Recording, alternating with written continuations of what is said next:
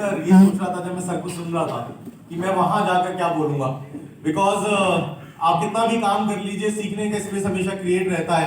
और जितना सर ने सिखाया, जितना सर ने एक्सपीरियंस हमारे साथ शेयर किया, इट वाज फिनोमिनल। तो एक जबरदस्त अप्रोच दोबारा से मैं चाहूंगा भगवान सर के लिए। Thank you so much. Very small introduction about me. मेरा नाम विपिन अग्रवाल है और मैं एक बहुत छोटे शहर आगरा को बिलोंग करता हूँ। मेरी एजुकेशन पूरी आगरा में कंप्लीट हुई। फैमिली बैकग्राउंड की बात करूं तो लोअर मिडिल क्लास फैमिली को बिलोंग करता हूं, जहां सपने देखने की आजादी पूरी मिलती है लेकिन रिसोर्सेज नहीं होते उनको पूरा करने के लिए। घर में बड़ा होने के नाते, छोटे भाई बहन होने के नाते पेरेंट्स ने बचपन से ही मुझे एहसास दिला दिया था कि ये जो तुम्हारे छोटे भाई बहन है, ये तुम्हारे भाई बहन नहीं है, तुम्हारे बच्चे हैं। और ये मुझे 5th क्लास में बोला गया था। आई स्टिल रिमेंबर, मेरे पापा ने मेरे को, मैं बैठा हुआ था और मेरे को बोल रहे थे ये तेरे छोटे भाई बहन नहीं है, तेरे बच्चे हैं। एंड 5th क्लास के अंदर वो थॉट क्रिएट हुआ कि मुझे बहुत कुछ करना है। और जब आप पढ़ाई में अच्छे होते हो, जब आप लोअर मिडिल क्लास फैमिली को बिलोंग करते हो, जब आप सिबलिंग्स में बड़े होते हो, तो एक हिडन रिस्पॉन्सिबिलिटी आपके सर पर वैसी आ जाती है, राइट? तो ये सब कुछ चल रहा था और घर के अंदर जितने भी रिलेटिव्स थे, खानदान में जितने भी सारे लोग थे, वो कहीं ना कहीं एक अच्छे मुकाम पर पहुंचे हुए थे। कोई चार्टेड अकाउंटेंट था, कोई डॉक्टर था, कोई रोबोटिक्स कंपनी में जॉब कर रहा था, कोई कुछ। और वहां पर ये एहसास हो गया था कि अगर मैंने अपनी लाइफ के अंदर कुछ बड़ा नहीं किया तो जितने भी फंक्शंस के अंदर मैं इनसे नजरें मिलाऊंगा, मेरी नजरें झुकी हुई मिलेंगी। अगर इन्होंने मुझसे सवाल पूछा कि क्या करते हो और मेरे पास कुछ जवाब एक्सपोनेंशियली नहीं हुआ कि मैं कुछ बड़ा करता हूं, तो वहां पर मिडिल क्लास फैमिली के अंदर ऑब्वियसली बात है, आपको रास्ता दिखाया जाता है कुछ बड़ा करने का, वो जाता है एकेडमिक्स के थ्रू, क्योंकि रिसोर्सेज बहुत ज्यादा होते नहीं है। तो वहां पर मेरे दिमाग में आया कि चलिए एकेडमिक्स में करते हैं। 9th क्लास के अंदर बहुत सारे आर्टिकल्स में पढ़ता था कि क्या किया जा सकता है आफ्टर 10+2, क्योंकि मेरा फोकस कभी भी इंजीनियर बनना नहीं था, डॉक्टर बनना नहीं था। मेरा फोकस कभी कुछ बनना नहीं था। मेरा फोकस सिर्फ एक ही था कि मुझे बहुत ज्यादा पैसे कमाने हैं। वो पैसे कहां से आ सकते हैं, वो रास्ता मैं खोजता रहता था। कभी लगा मर्चेंट नेवी में जाना चाहिए, कभी लगा एरोनॉटिकल इंजीनियरिंग में जाना चाहिए। फाइनली आईसाइट वीक होने की वजह से मेरा जब मर्चेंट नेवी में सिलेक्शन नहीं हुआ, तो 10+2 पीसीएम करने की वजह से जब मैं इंजीनियरिंग करने गया, और इंजीनियरिंग करने के अंदर मैंने जब आईआईटी के लिए ड्रॉप किया, टॉप 5 में चल रहा था, तो वहां पर एक ईगो आ गया और टेस्ट सीरीज ज्वाइन नहीं करी, सिलेक्शन नहीं हो पाया। उसकी वजह से मैं नॉर्मल इंजीनियरिंग कॉलेज में गया जयपुर के अंदर। वहां पर जाकर मुझे लगा आईआईटी अपने हाथ से निकल चुका है, मर्चेंट नेवी अपने हाथ से निकल चुका है। जो इंजीनियरिंग में अब प्लेसमेंट है वो मेरे लिए बेस्ट है और मुझे यहाँ पर कोई बेवकूफी नहीं करनी है, कोई ऐसा काम नहीं करना है जिसकी वजह से मैं ये पैकेज भी खो दूं, क्योंकि मेरी लाइफ के अंदर सबसे इंपॉर्टेंट चीज थी पैकेज। क्योंकि मैंने घर के अंदर हर फैसले को एक ऑल्ट्रेशन के प्रोसेस से होकर गुजरते हुए देखा था। घर में कोई भी चीज फाइनल होती थी उससे पहले एक बहुत बड़ा डिस्कशन पेरेंट्स के बीच में होता था और वो चीज डिसाइड होती थी रिगार्डिंग बजट। अगर वो बजट अलाउ करता था तो वो चीज डिसाइड होती थी। जितने भी उसमें अप्स एंड डाउन होते थे वो सब बजट की वजह से होते थे। रिश्तेदार क्या जाएंगे तो गिफ्ट क्या लेकर जाएंगे, रिश्तेदार हमारे आएंगे तो वेलकम कैसे करेंगे, घूमने जाएंगे तो 3rd AC से जाएंगे या स्लीपर से जाएंगे, रुकेंगे तो किस लॉज में रुकेंगे या डिलक्स में रुकेंगे, XYZ। छोटी बहन के लिए कौन से स्कूल में एडमिशन कराना है, इसको बाइक दिलवानी है, इसको साइकिल दिलानी है, इनका बर्थडे सेलिब्रेट करना है, हमारा मैरिज एनिवर्सरी छोड़ देते हैं, ऐसे XYZ। किसी शॉपिंग मॉल में जाएंगे तो किसी चीज को पसंद आने के बाद बजट बार्गेनिंग करने के बाद अगर वो बार्गेनिंग में फिक्स नहीं हुआ तो अपनी पसंद की चीज को वहां पर छोड़कर आना। रेस्टोरेंट में जाने के बाद मेन्यू कार्ड हाथ में आने के बाद राइट साइड देखकर ऑर्डर करना बजाय लेफ्ट साइड देखकर ऑर्डर करने की। ऐसी 50 चीजें मेरी आंखों के सामने हो रही थी और मुझे एक ही समझ में आ रहा था कि इन सब चीजों से बाहर निकलने का एक तरीका है कि आपको माता लक्ष्मी का चश्मा पहनना पड़ेगा। और ये माता लक्ष्मी का चश्मा मार्केट में नहीं मिलता है, इसको कमाना पड़ता है, इसके लिए मेहनत करनी पड़ती है। वो समझ में नहीं आ रहा था वो कहां से मिलेगा। जितना समझ में आ रहा था उतना करता हुआ जा रहा था। Finally when I came to pursue मैं इंजीनियरिंग इन 3rd ईयर, जब मैं इंजीनियरिंग कर रहा था, फर्स्ट ईयर कॉलेज कंप्लीट हुआ था, कॉलेज टॉप किया क्योंकि मैंने डिसाइड कर रहा था इस कॉलेज का बेस्ट पैकेज मैं लेकर जाऊंगा। फाइनल ईयर के स्टूडेंट से मिला, मालूम चलता है कि इस कॉलेज का बेस्ट पैकेज है 4.2 लाख रुपीस, 4,20,000 रुपए। और 4,20,000 रुपए बहुत ज्यादा था मेरे दोस्तों को एक्साइटेड करने के लिए, लेकिन मैं बहुत डिमोटिवेट हो गया वहां पर, क्योंकि 4,20,000 रुपए के हिसाब से अगले 5-7 सालों के अंदर जितना पैसा मुझे चाहिए था वो कंप्लीट नहीं हो पा रहा था। मेरा जो बजट था उसके अंदर 4,20,000 रुपए फिट नहीं बैठ रहा था। तो मैंने सर्च करना स्टार्ट किया कि क्या कर सकते हैं। वोडाफोन कॉल सेंटर में नौकरी किया, मैकडॉनल्ड में काम किया, सोचा कि इससे पैकेज बढ़ जाएगा। Finally when I got to know कि पैकेज नहीं बढ़ता, पैकेज मिलने की पॉसिबिलिटी बढ़ती है, तो मैंने सरेंडर कर दिया दोबारा अपने आप को कि भाई यहां से कुछ नहीं होने वाला है एंड छोड़ते हैं।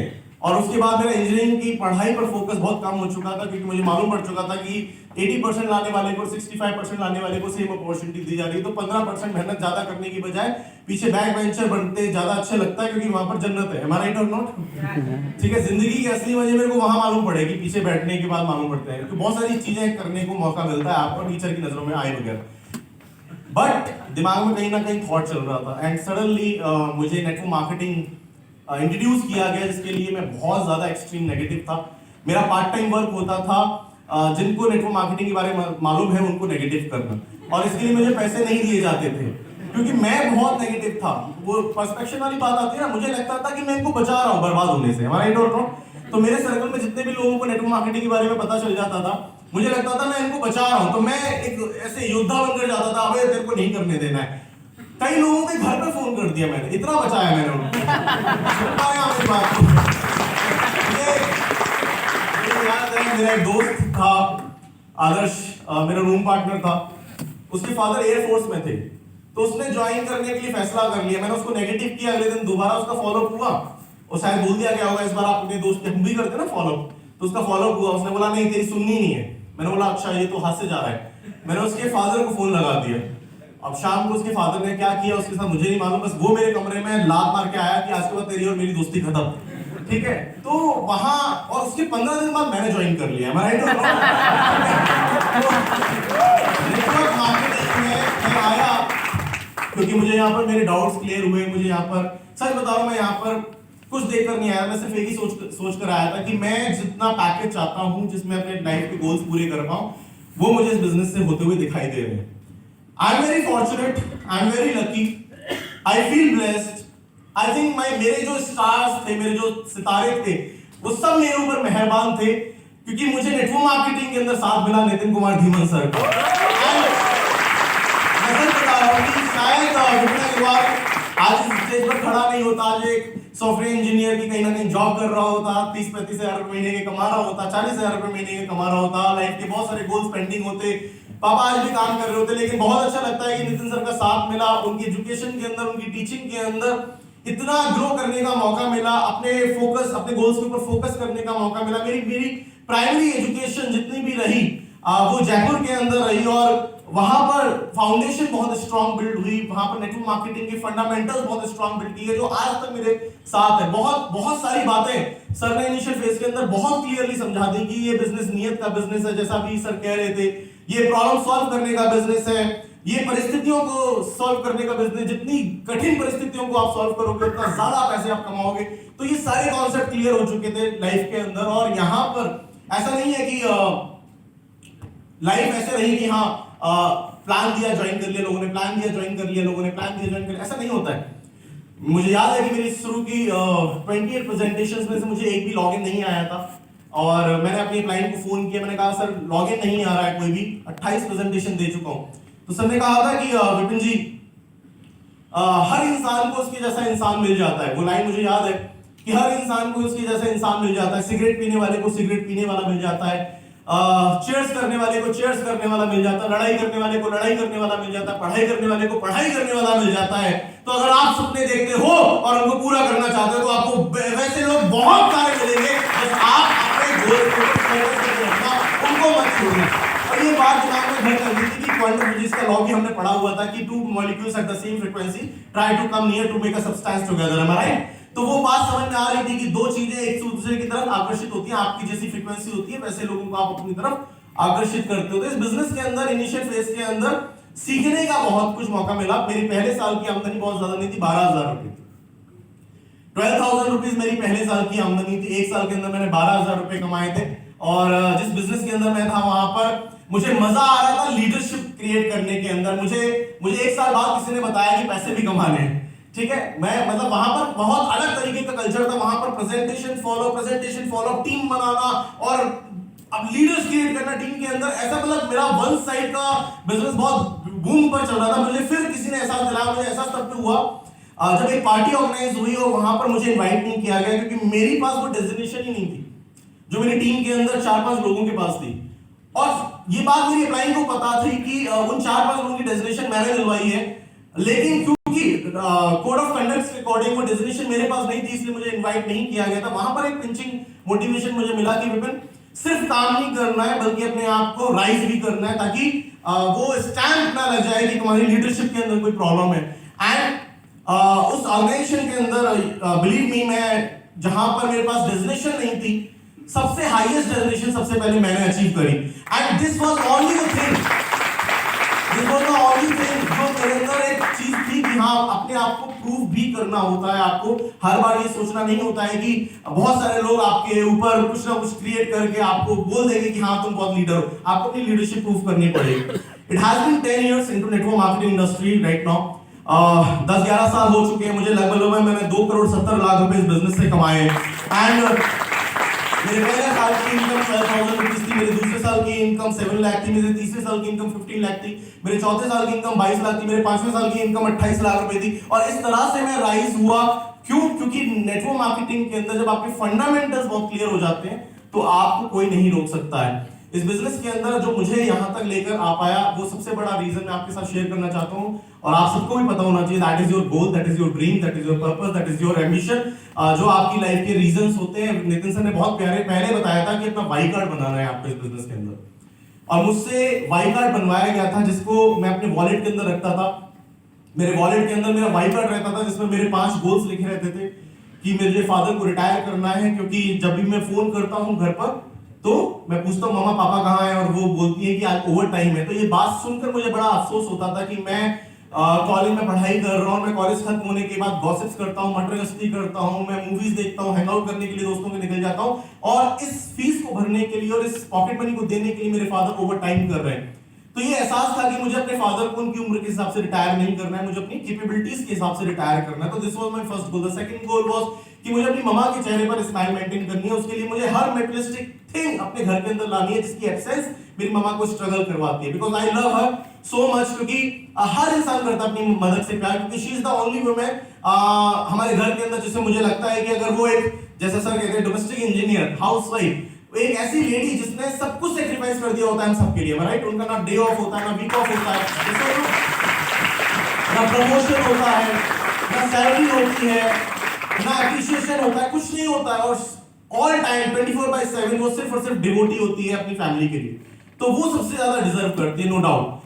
थर्ड, मुझे अपनी छोटी बहन की शादी करनी थी। द फोर्थ, मुझे अपने छोटे भाई को सेटल करना था। द फिफ्थ, अपने पापा का एक छोटा सा सपना जो उनकी आंखों में कैद था कि 4 व्हीलर घर में होनी चाहिए। और पापा मेरे को बहुत ऐसे बोलते थे कि देख तेरे बाप की औकात नहीं जिंदगी में कभी 4 व्हीलर खरीद पाए, लेकिन तू कुछ ऐसा जरूर करना कि घर के सामने 4 व्हीलर खड़ी होनी चाहिए। I was in 12th class, मुझे नहीं समझ में आता था वो कैसे होगा, क्या होगा, लेकिन ये गोल्स मैंने अपनी डायरी में बनाए, अपने वाई कार्ड पर बनाए। वॉलेट में मेरा वाई कार्ड रहता था, नितिन सर का फोटो रहता था, मेरे पेरेंट्स का फोटो रहता था।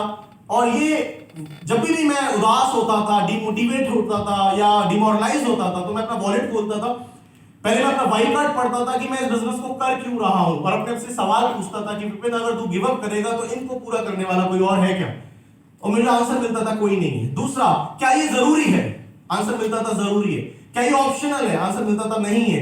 अगर तू आज गिव अप करता है तो कोई और दूसरा इंसान है जो रिस्पॉन्सिबिलिटी लेने वाला इन सपनों की, तो आंसर मिलता था नहीं है। फिर पेरेंट्स के चेहरों की तरफ देखता था जो मेरे पिक्स फोटोज लगे रहते थे वॉलेट के अंदर कि इन स्माइल्स के लिए करना है, और नितिन सर का फोटो बगल में लगा रहता था। देखता था कि अगर ये पर्सन मेरे साथ है तो मेरे सारे गोल्स को अचीव करने से कोई नहीं रोक सकता। And believe me, this journey was fantabulous. बहुत मजा आया इस जर्नी के अंदर। At the age of 23 I retired my father. When I was 23 and half, मैंने अपने लिए अपने पापा का वो सपना पूरा किया कि घर में 4 व्हीलर में चाहिए, तो मैंने अपनी Hyundai Verna गाड़ी खरीदी। When I was 24 मैंने अपनी फैमिली के अंदर अपनी मम्मा के लिए वो सारी चीजें मौजूद करी जो उनके लिए स्ट्रगलिंग का रीजन था। मैंने अपनी छोटी बहन की शादी वैसे करी जैसा वो चाहती थी, ना कि वैसे जैसे बजट चाहता था। अपने घर वालों को डबल स्टोरी मकान बनवाकर गिफ्ट किया। मैंने अपने छोटे भाई को सेटल किया, फॉरेन ट्रिप्स करी, बहुत कुछ किया, अभी बहुत कुछ करना बाकी है। टीम चैंपियंस के अंदर आने के बाद, वेस्टीज में आने के बाद, बिलीव मी, मुझे ऐसा लग रहा है कि जर्नी अभी स्टार्ट हुई है।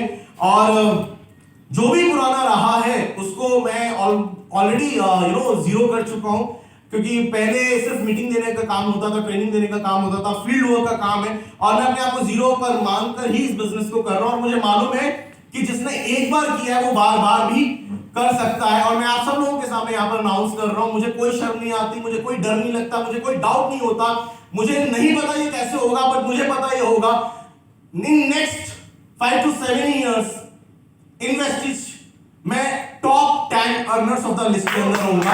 मैं आपको अनाउंस कर रहा हूं। आप लोगों से कैसे होगा, आप लोगों से कैसे होगा, आप लोगों से कैसे होगा। 18 लाख रुपए महीने कमाने वाले लोग हैं, 50 लाख रुपए कमाने वाले लोग हैं, 30 लाख रुपए कमाने वाले लोग हैं। सर कैसे आप टॉप 10 में कैसे आ सकते हो? मैं बोल रहा हूं, देखो दोस्त, जब मैंने जर्नी शुरू करी थी मुझे ये भी नहीं पता था मैं यहां तक कैसे पहुंचूंगा। और मैं आज आपको ये बोल रहा हूं कि मुझे नहीं पता मैं वहां तक कैसे पहुंचूंगा। कुछ गेम होगा, कुछ क्या होगा, कुछ कायनात अपनी परिस्थितियां बदलेगी, कुछ होगा। लेकिन मेरा ये विश्वास, मेरा ये संकल्प, मेरा ये थॉट बहुत दृढ़ है कि मैं आपको टॉप 10 अर्निंग लीडर्स के अंदर, वेस्टिज के अंदर मिलूंगा। और ये मैं आपको यहाँ से प्रॉमिस करके जा रहा हूँ। थैंक यू 30 वर्ष में थैंक यू करता हूँ अपनी पूरी टीम का, थैंक यू करता हूँ गौरव सर का, थैंक यू करता हूँ नितिन कुमार जी का, बिग अप्लॉज।